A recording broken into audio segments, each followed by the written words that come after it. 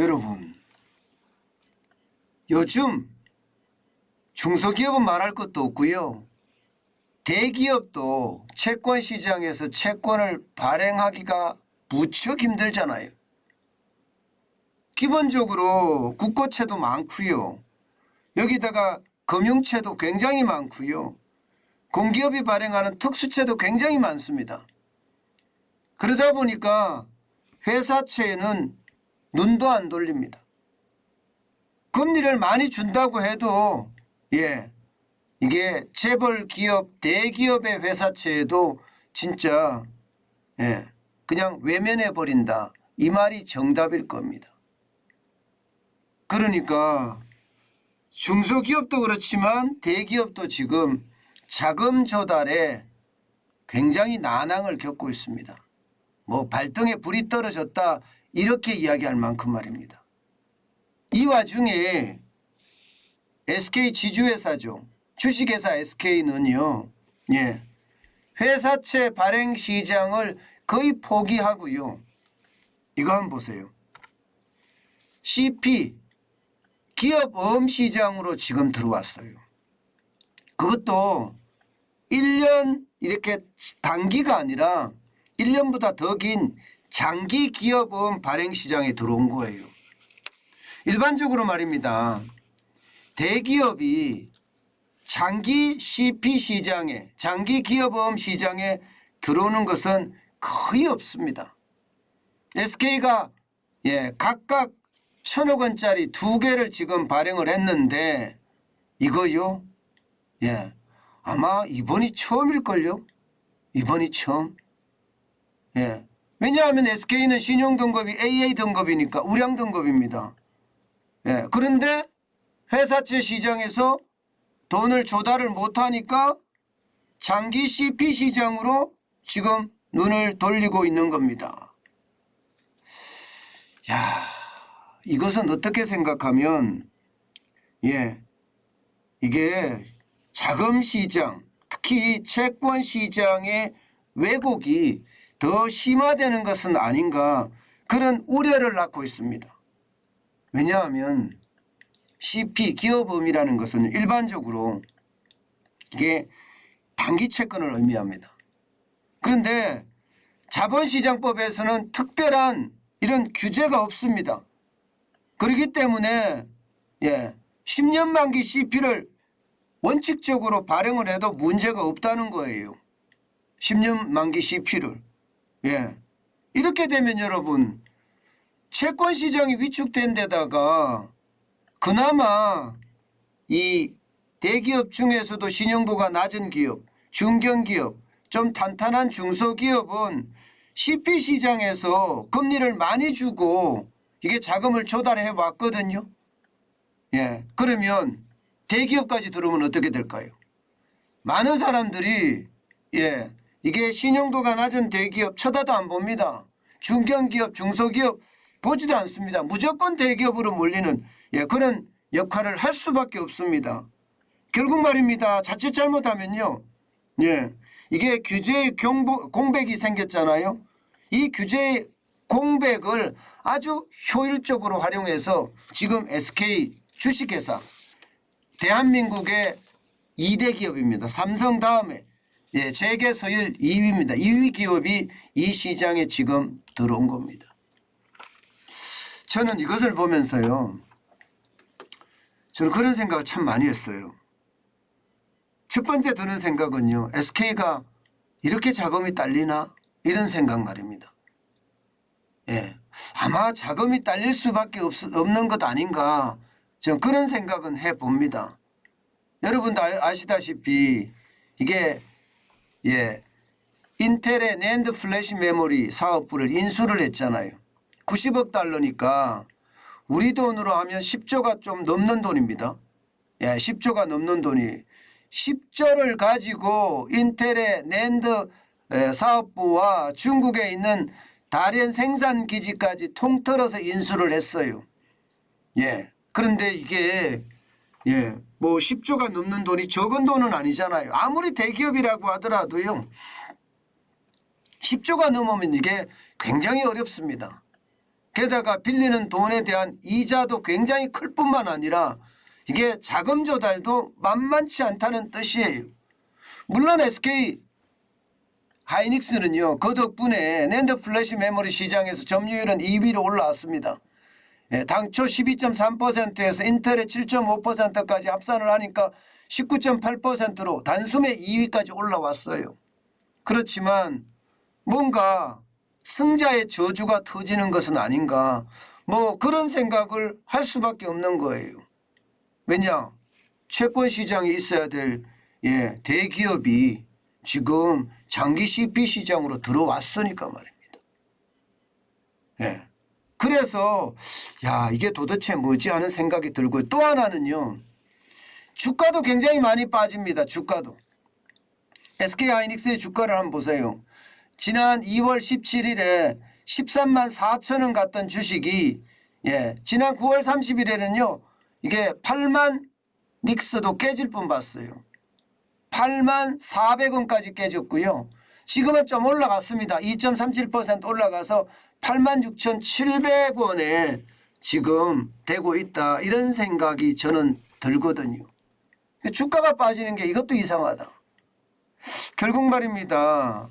결국 시장의 우려는요, 이게 인텔이 결국 미국과 중국의 첨단 전쟁이 일어날 걸 알고 낸드 플래시 메모리 사업부를 팔은 건 아니냐, 뭐 이런 이야기까지 나올 정도고, 거기에 대한 자금 부담 지금 SK 하이닉스가 져야 되니까 지금 무리해서라도 장기 CP 시장에 들어가서 자금을 마련하는 것은 아닌가, 뭐 이런 이야기까지 계속 나오고 있는 것도 여러분 사실이에요.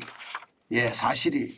이게 여러분 어떻게 생각하면 장기 CP 시장에까지 들어올 이유가 있나, 이런 생각을 했는데 지금 들어온다는 거죠.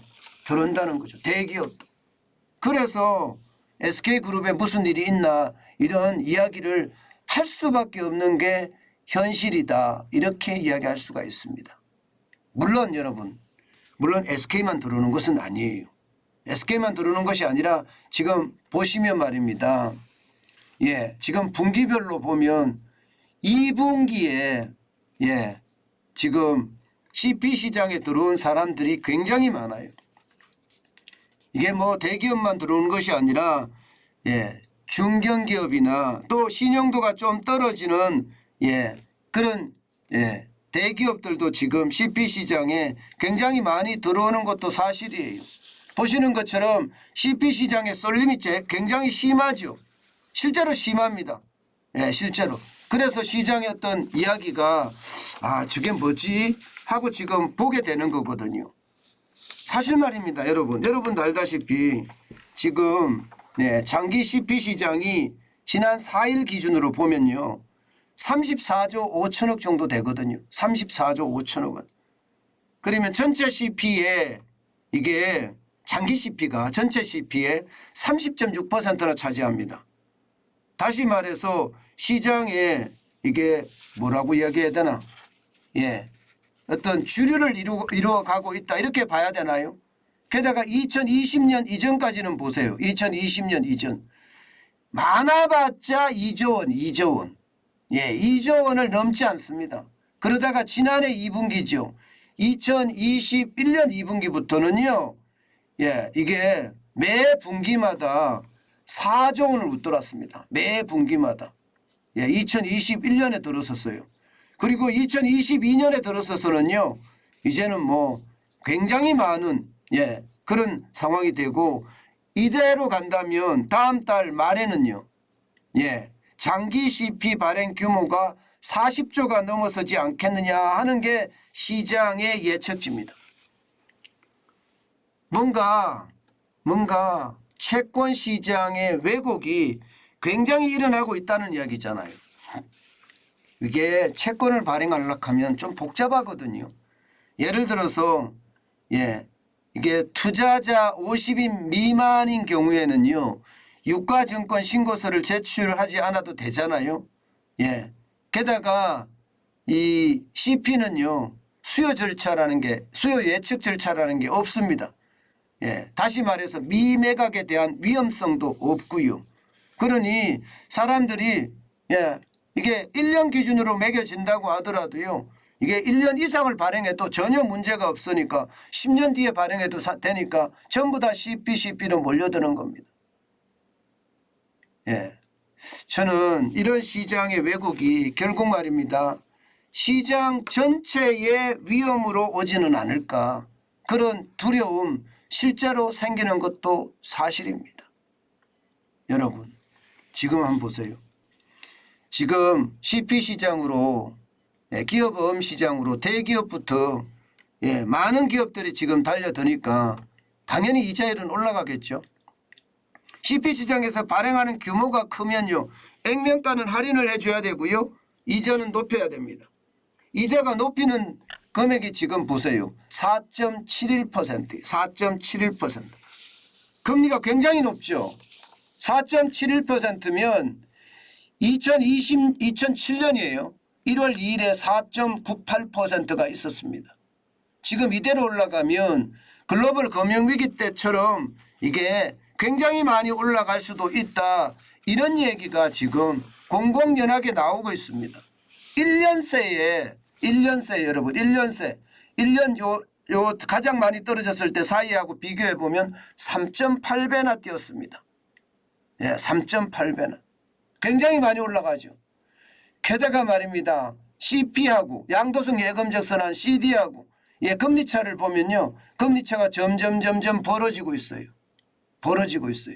그러면 양도성 예금 정서를 많은 사람들이 더 이게 금리차가 많아지면 CP보다는 CD를 더 선호한다는 이야기가 되는 건가요? 어쨌든 전체적으로는요. 시장의 왜곡의 범위가 굉장히 커진다. 이게 채권 시장이 이게 쉽게 말하면 쉬 가라앉지 않겠다. 위기라는 게 당분간 계속할 수밖에 없겠구나. 그런 생각 진짜 많이 하게 됩니다. 게다가 이게 SK까지 시장에 들어오니까 시장은 그야말로 깜짝 놀란 거예요. SK가 왜 들어와? 이렇게 되는 거죠. 게다가 단기 CP도 아니고 장기 CP로 뭐 1년이 아니라 1년 이상의 어떤 CP를 발행하면서 들어온다는 건 SK의 자금 사정이 그렇게 좋지는 않구나. 이런 이야기가 나올 수밖에 없는 것 같습니다. 물론 채권 시장이 왜곡이 되면요. 아마 기업 부채 감당하기가 쉽지 않을 거예요. SK라고 해서 무슨 통뼈도 아니고 기업 부채에 대한 부담감 엄청 될 거라고 보지만 그 충격이 저는 적었으면 좋겠어요. 재계 2위잖아요. 2위. 2등이 2등. 재계 2위인 SK까지 자금난을 겪는다 이런 이야기가 나돌까 사실 굉장히 두렵기도 합니다. 그렇지만 분명한 것은요. 장기 CP 시장에 SK그룹이 진입을 했다는 것은 사실입니다. 이렇게 됐을 때 말입니다. 과연 여러분 이거 감당할 수 있을까요? 기업 부채가 2022년 2분기까지 보면 2,476조 3천억 원이거든요. 굉장히 많단 말입니다. 사상 최고란 말입니다. 경제 전문가들은 가계부채에 대한 위험성을 굉장히 강조를 많이 하는데 저는 가계부채의 위험성은 9월 말에 대출 만기 연장을 1년 이상씩 해줬기 때문에 당분간은 시한폭탄이 1년 후로 밀려갔다고 생각하거든요. 물론 가계부채가 굉장히 위험한 건 사실이에요. 그러나 1년 정도는 뒤로 미뤄졌다고 보고요. 반면에 기업은 이게 상황이 다르다. 게다가 채권시장까지 붕괴가 되니까 과연 기업이 괜찮겠느냐. 기업의 부채 폭발은 일어나지 않겠느냐. 그런 두려움까지 생깁니다. SK까지도 장기 기업보험 시장에 들어오니까 새삼스럽게 기업의 부채가 2,476조 3천억 원인데 이거 감당하지 못하는 것 아닌가 하는 그런 두려움 커질 수밖에 없겠죠. 저는요 여러분 아주 작은 단서만 있어도 그 단서를 파고드는 게 정환진 TV의 핵심이거든요.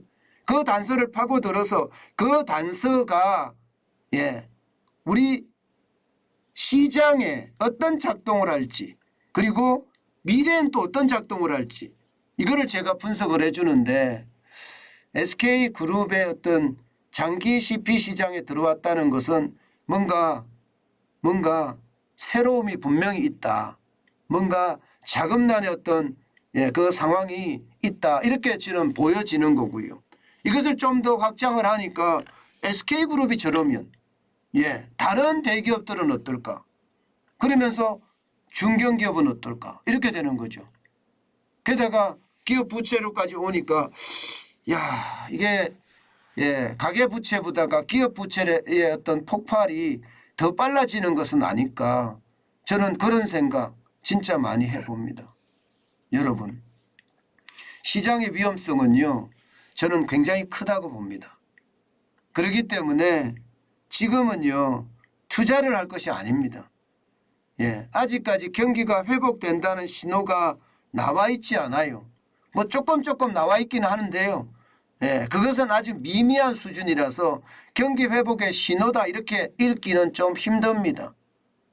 제가 여러분 경기 회복에 대한 신호를 반드시 읽어드리겠습니다. 그때 우리는 비로소 투자를 해야 됩니다. 지금은 투자를 할 것이 아니라 예의주시, 호랑이 눈, 호시, 예의주시해야 된다는 것. 지금은 굉장히 중요한 요소가 아닌가 저는 생각해 봅니다.